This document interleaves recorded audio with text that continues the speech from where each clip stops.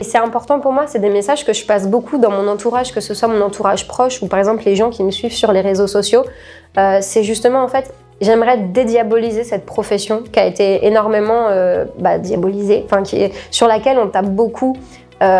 Mais à raison parfois, puisqu'en fait il y a eu énormément de dérives. Il y a beaucoup de gens qui sont, je pense, sortis du cadre ou au final qui sont passés sur d'autres types de professions, mais sans forcément le préciser, ou alors qui ont un peu trop tout mélangé, en tout cas de mon point de vue. Et ça a pu être problématique, et je pense que ça l'est encore beaucoup aujourd'hui.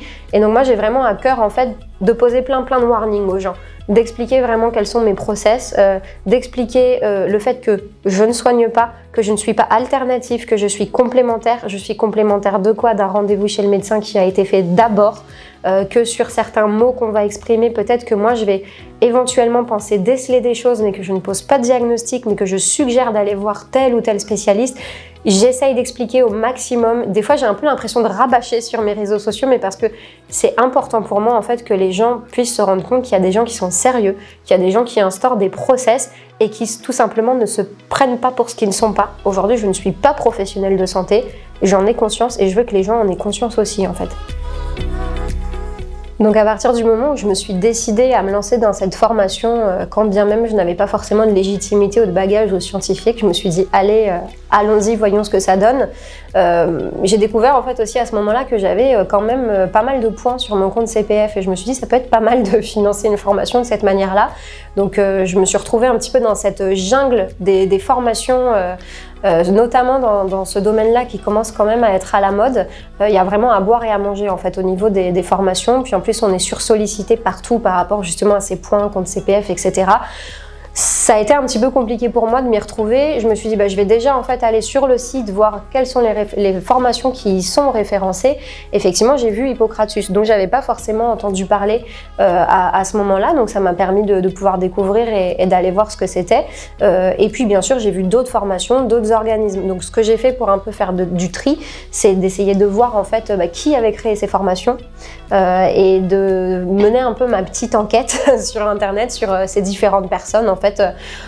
Et du coup ça m'a permis de voir par exemple que la formation Hippocratus avait quand même été créée par un médecin, ce qui me semble déjà être un premier bagage très intéressant, un gage aussi scientifique, une caution scientifique en fait qui est intéressante parce que dans ces milieux-là, comme on le dit, il y a un peu à boire et à manger et j'avais vraiment besoin d'aller sur quelque chose de très carré, de très encadré scientifiquement, aussi pour faire la part des choses par rapport à mon autre activité de blogueuse où je vais parler un petit peu d'ésotérisme et de toutes ces choses un peu holistiques qui me concernent d'un point de vue personnel auquel j'attache de l'importance, mais dans l'activité que je veux avoir en tant que conseillère bien-être naturel, je voulais pas tout mélanger en fait. Je voulais vraiment m'appuyer sur des cautions scientifiques et donc ça me permettait justement d'aller sur une formation qui était très cadrée à ce niveau-là pour pas créer de confusion. C'était important pour moi. Alors, quand j'ai décidé de me lancer, en fait, dans cette formation, effectivement, le premier truc que j'ai fait, c'est de l'annoncer à mon entourage. Alors, ce qui m'a beaucoup fait rire, c'est que mon père, qui est quelqu'un de très cartésien, m'a dit « Ah, super, tu fais une formation d'arnacopathe ». Là, c'était le retour de mon père qui m'a dit ça. Donc après, je lui ai expliqué, je lui ai montré le programme, je lui ai montré le contenu des cours et je pense que ça l'a rassuré de voir qu'il y avait une approche scientifique et que je me lançais pas dans un truc où en fait on conseillait aux gens de danser nus à la pleine lune pour être soignés. Je pense que c'était un peu son idée des soins naturels à mon père. Donc c'est un des premiers retours que j'ai eu. Je me suis dit bon, ok, ça commence bien. Mais au final, j'ai été très soutenue après assez rapidement par mes parents, très soutenue par ma mère qui connaît cet univers-là parce que forcément elle était préparatrice en pharmacie, donc elle a fait aussi beaucoup de parapharmacie. Donc ces sujets-là, elle les connaît, elle les maîtrise, donc ça m'a permis aussi de pouvoir lui poser des petites questions parfois quand j'avais des blocages. Sinon après, vu que j'ai mon activité à temps plein, ça c'était une inquiétude aussi quand je me suis lancée, c'est de me dire va bien falloir que je sensibilise mes clients au fait que je reprends un petit peu mes études parce que du coup, il y a toute une journée de la semaine, j'ai décidé que finalement le vendredi, je ne travaillais plus pour ma boîte et que du coup, le vendredi et le samedi étaient dédiés à mon apprentissage avec Hippocratus. Donc, il a quand même fallu que j'explique ça à mes clients. Puis voilà, j'en parlais sur mes réseaux, mes clients me suivent sur mes réseaux, j'ai voulu être transparente avec eux. J'avais un petit peu peur de l'accueil parce que je travaille avec des gens qui sont dans la santé pure et dure, ou dans le bâtiment, dans l'automobile. Je me suis dit comment ils vont accueillir la chose. Et en fait, au final, ça a été accueilli avec beaucoup de bienveillance, parfois même beaucoup d'intérêt. Et j'ai même carrément des clients, des partenaires qui m'ont proposé au final d'inclure ces nouvelles connaissances dans des prestations complémentaires. Donc je m'attendais pas à ça et au final ce qui au début a été une source de stress, c'est devenu quelque chose de très vertueux et de très sain qui m'a permis en fait de très très bien vivre cette année d'apprentissage. Il y a certains cours avec lesquels effectivement quand je les ai découverts, je me suis dit waouh, je m'attendais pas à ça. Je m'attendais à ce que ce soit un peu plus facile et un peu plus digeste. Mais au final, en fait, quand j'ai commencé à me plonger dedans, je me suis dit tant mieux. Parce qu'en fait, ça m'oblige à aller faire des recherches par moi-même. Ça m'oblige en fait à aller regarder des vidéos par ailleurs, à lire des livres. Je me suis constituée une bibliographie de dingue. Maintenant, ma bibliothèque, elle est envahie. Mais au final, en fait, ça m'a permis d'aller plus loin et pas juste de manger un cours de façon bête et méchante en me disant d'accord, on dit ça, c'est ça. Mais en fait, ça m'a permis de nourrir ma propre curiosité, mes propres réflexions. Et je pense que sur ces sujets-là, il y a plusieurs écoles sur plein de sujets. Donc c'est ce qui a rendu la chose intéressante aussi, c'est qu'effectivement, je regardais le cours, je comprenais pas tout du premier coup. Peut-être que c'est le cas de certaines personnes. Moi, j'ai jamais eu de facilité à l'école. Donc de toute façon, j'ai toujours dû aller beaucoup plus loin à côté, sinon je m'en sortais pas. Donc au final, oui, ça fait peur au début, mais par la suite, je pense qu'au final, c'était une chance. Alors, ça m'a pas dérangé qu'on soit pas en présentiel parce qu'en fait moi je suis un peu un électron libre. J'ai eu toujours beaucoup de soucis avec le professorat, l'autorité. J'ai toujours eu des rapports très conflictuels avec mes professeurs, puis mes patrons. Donc au final, en fait, j'aime bien mener ma barque. Par exemple, quand j'ai été à l'université, que j'ai fait ma licence d'histoire, je l'ai faite en candidat libre. En fait, au final, je n'allais pas aux cours magistraux, j'allais juste au TD et puis j'achetais des bouquins. Et en fait, j'ai toujours adoré fonctionner comme ça. Et donc là, je cherchais spécifiquement en fait une formation qui me permette d'aller à mon rythme. Comme je voulais et de la manière dont je voulais. Ça m'empêche pas d'avoir eu recours quand même au tutorat de temps en temps quand j'avais des questions, parce que je pense que ça aurait été bien présomptueux de ma part de dire je peux me débrouiller totalement toute seule. Mais du coup, c'était à mon rythme et les conseils arrivaient quand moi je les sollicitais. Et ça change tout parce que je sais que j'ai une personnalité qui peut se braquer quand on me dit tu dois faire ça comme ça. Et là, du coup, il y avait pas ça. Et je trouve que les cours justement laissent un peu la liberté d'aller chercher par ailleurs, de compléter. Et à aucun moment, du coup, je me suis sentie trop drivée ou trop enfermée. Alors peut-être qu'il y a des personnes justement qui ont besoin d'être drivées. Moi, c'était le contraire. Je sais que si j'avais été trop drivée, je serais peut-être pas allée jusqu'au bout. Moi, ce qui a vraiment été une révélation dans cette formation, c'est en fait les liens de cause à effet. C'est quelque chose que je pressentais en fait déjà pas mal, déjà parce que j'étais mon propre cobaye et que je le pressentais chez moi. Mais du coup, les cours m'ont vraiment ouvert les yeux là-dessus. Et puis il y a aussi toutes les vidéos du docteur Touras qui souvent revient sur cet effet-là. De se dire voilà, t'as mal à la tête, mais c'est peut-être parce qu'en fait t'as une contracture au niveau des muscles du dos ou de la nuque. Et c'est vrai que ça, c'est quelque chose qui a vraiment été une vraie révélation pour moi, de me dire faut prendre le corps dans sa globalité et surtout en fait ne jamais oublier de prendre en considération les émotions.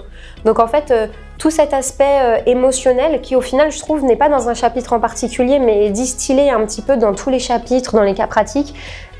Pour moi ça a été ça en fait pour moi ça a été ça la révélation. Ça a été d'apprendre à avoir ce réflexe systématiquement, quand bien même parfois on est sur des mots où on peut faire des raccourcis. Par exemple, tu as une tendinite, utilise telle huile essentielle et telle huile. Oui, mais attends, pourquoi tu as une tendinite? Et voilà, toujours quand même poser les questions, même si ça semble tout simple et tout bête, pour toujours chercher à comprendre. Et ça, c'est un réflexe, je pense, que j'ai acquis par la formation et qui, je pense, va m'être très très précieux par la suite. Pour moi, c'est vraiment essentiel en fait de se former. Par exemple, dans mon cas, j'avais 2 enjeux, même 3, je pense. D'un côté, j'avais l'enjeu en fait aujourd'hui que j'ai à peu près 30 000 personnes qui me suivent et que ce sont des sujets dont je parle et que je peux pas me permettre de dire n'importe quoi. Donc, j'avais vraiment besoin d'avoir les tenants et aboutissants de ce que je peux dire, ce que j'ai le droit de dire, et sans même parler de mes droits et de mes devoirs en fait. D'être sûr de distiller les bonnes informations de la bonne manière. C'est surtout ça. Donc ça, c'est mon premier enjeu. J'ai un deuxième enjeu où dans ma vie professionnelle, je travaille aussi avec des organismes de santé et que ça pouvait ajouter une corde à mon arc pour mieux comprendre aussi toutes ces problématiques-là. Et d'ailleurs, ça a été le cas parce que j'ai des clients qui ont beaucoup apprécié le fait que je me forme là-dessus. Donc ça, je pense que c'était intéressant pour moi. Et le troisième enjeu, c'est comme je voulais en fait à terme aussi être conseillère et avoir des personnes qui me consultent et avoir une clientèle, c'était super important que je sois formée. Je pense que ce que je fais aujourd'hui avec ces gens-là qui me consultent, ça aurait été impossible de le faire si j'avais pas suivi une formation en fait, parce que j'aurais fait n'importe quoi, j'aurais clairement mis des gens en danger, parce qu'en fait, il y a des choses, s'il n'y a pas quelqu'un pour vous les apprendre et pour vous les dire, vous pouvez même pas vous les figurer en fait. Toutes les histoires de contre-indications, les contre-indications versus médicaments, mais aussi contre-indications versus pathologie, problèmes de santé, toutes ces histoires aussi d'interaction, sans même parler de contre-indications, de faire attention à ne pas proposer 2 plantes en même temps pour pas que les effets s'annulent, ou alors une plante avec un médicament. Voilà, il y a plein de choses comme ça à prendre en compte qu'on se figure pas tant qu'on n'a pas vraiment passé un vrai temps dessus. Donc ça, je pense que c'est important et c'est essentiel. Et j'avoue qu'aujourd'hui, quand je vois des gens en fait qui consultent alors qu'ils ont fait une formation d'1 mois en ligne, ça me fait un petit peu flipper. Mais je pense qu'on a trop vulgarisé en fait aujourd'hui la phytothérapie, l'aromathérapie. Il suffit de le voir, c'est en vente libre en fait sur internet ou même en pharmacie. En pharmacie aujourd'hui, tu vas prendre tes trucs. Quand tu tombes face à quelqu'un qui a le temps et tout, tu vas avoir du conseil, mais la plupart du temps en fait, t'en as pas parce que tu passes en caisse et t'achètes ton truc. Et pour les gens, du coup, c'est vraiment quoi, c'est naturel, c'est sans danger, il n'y a pas de souci.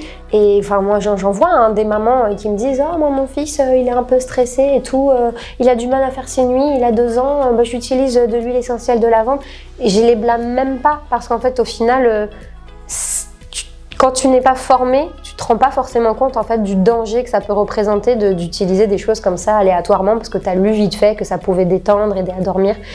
Donc c'est des spécificités, il faut en avoir conscience et le grand public peut pas tout savoir, c'est pas possible, donc c'est surtout aux professionnels d'accompagner.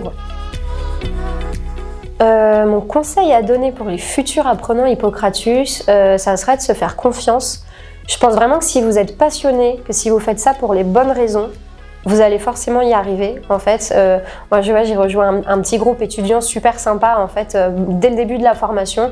On a tous des profils très différents, on est tous étalés sur une tranche d'âge très différente avec des projets très différents et au final on s'est tous nourris les uns les autres de ces échanges et on s'est aussi, je pense, inspiré des différences les uns des autres et ça nous a prouvé à tous qu'en fait on pouvait tous y arriver à partir du moment où on est passionné, où on est tenace, où on fait nos recherches, nos lectures à côté. Je pense que c'est ça aussi, le deuxième conseil, c'est d'être curieux. C'est vraiment de ne pas se contenter du cours, parce qu'en fait, je pense que peu importe les études qu'on fait, peu importe dans quelle école, dans n'importe quel organisme de formation, il faut toujours savoir sortir du cours et aller chercher par soi-même. Moi, c'est un truc que j'adore faire et que j'ai fait avec plaisir, là où d'autres vont peut-être déplorer de devoir le faire. Moi, au contraire, je pense que c'est important de savoir le faire et de le faire. Donc ça fait partie aussi des conseils que je pourrais donner. Là, je viens tout juste de terminer en juin la formation de conseiller en produits de soins naturels bloc 1.